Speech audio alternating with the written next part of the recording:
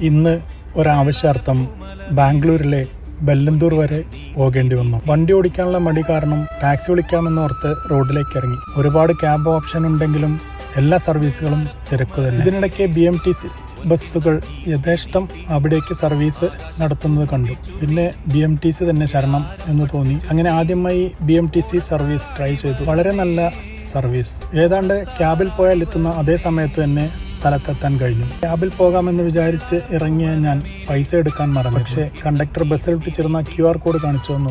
Cash അയക്കാൻ പറഞ്ഞു. വളരെ സൗകര്യം. ഇതുപോലെ അടുത്തിടെ നാട്ടിൽ KSRTCയിൽ കയറിയപ്പോൾ പൈസ എടുക്കാൻ മറന്ന് എനിക്ക് സംഭവിച്ച നാണക്കേട് ഓർക്കുകയായിരുന്നു. പിന്നെ സഹയാത്രികന്റെ കയ്യിൽ നിന്നും പൈസ കടം മേടിക്കേണ്ടി വന്നു.